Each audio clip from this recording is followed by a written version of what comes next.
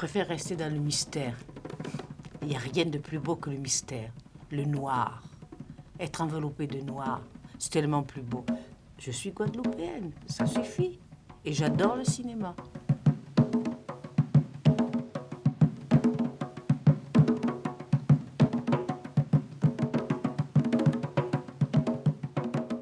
J'ai commencé par faire du théâtre, et puis je suis partie à Moscou, où j'ai fait mes études de cinéma. Je fais mon premier film en Algérie. Je tourne Monagambé, un petit court-métrage de 20 minutes, je crois, en noir et blanc, qui était sur la résistance de l'Angola.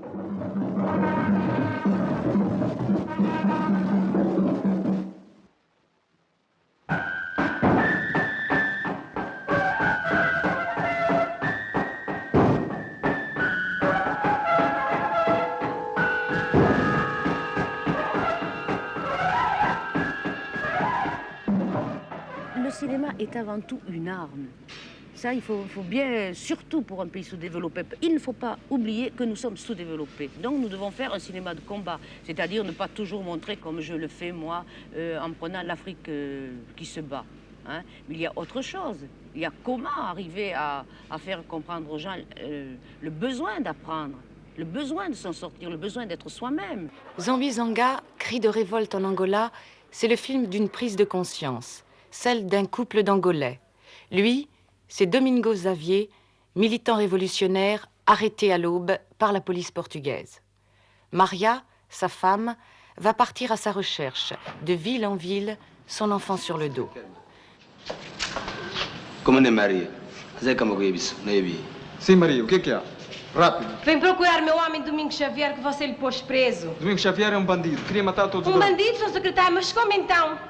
Não discutas, se não queres complicações, volta para Sanzal.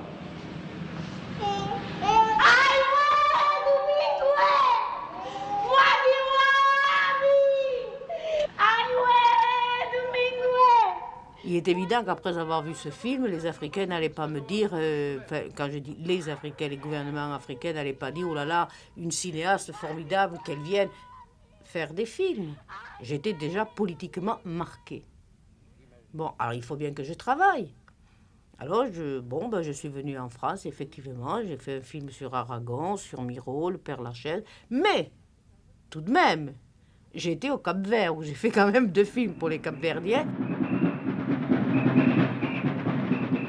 Depuis des siècles se perpétue la célébration d'une vieille histoire légendaire qui est celle du combat des morts et des chrétiens. Histoire dont personne ne se soucie plus ici qu'elle ait été jadis une histoire portugaise. Car les Portugais n'ont rien laissé à ces hommes qu'ils ont fait venir d'ailleurs, du continent africain ou de plus loin encore. Rien, sauf quelques routes étroites construites avec le sang des esclaves, quelques maisons coloniales au toit de tuiles.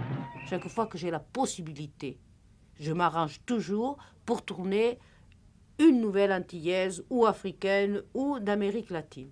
Bon, d'abord, je suis très contente d'avoir travaillé avec Aimé Césaire parce que j'ai beaucoup appris, mais je pense que j'aurais pu saisir davantage les Antilles. Et il faut dire que c'était la première fois que je allais à la Martinique. D'abord, je peux dire que j'ai toujours été hanté par l'histoire de Haïti. C'est un pays extraordinaire, très pauvre, très malheureux sans doute, mais quel grand et noble terre, quel grand et noble pays. Quand je faisais du théâtre, déjà je rêvais de porter à l'écran, enfin à la scène et les chiens taisés. J'en avais fait une lecture, ce qui était audacieux à l'époque. Et puis maintenant, bon, le porter à l'écran. Et en prenant et les chiens taisés, je fais une histoire de la colonisation. Et quelle colonisation, quel cri! C'était un soir de novembre. Nous avions bondi, nous les esclaves, nous le fumier, nous les bêtes aux sabots de patience. Nous courions comme des forcenés. Les coups de feu éclatèrent, nous frappions. La sueur et le sang nous faisaient une fraîcheur. Sarah Maldoror, cinéaste engagée, j'ai l'étiquette sur le dos et maintenant je ne peux plus travailler avec cette étiquette. Bon, de toute façon, cette étiquette, je la garde. Bon, parce que pour moi, le cinéma est d'abord un cinéma d'action, un cinéma engagé.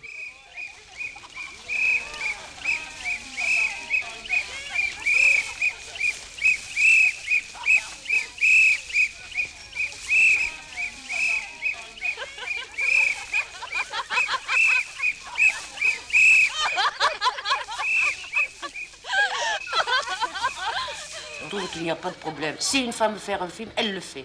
Un point, un trait. C'est une question de volonté. Papa loco, où c'est vent, où c'est n'allait, nous c'est papillon, la beauté nouvelle, bayagoué.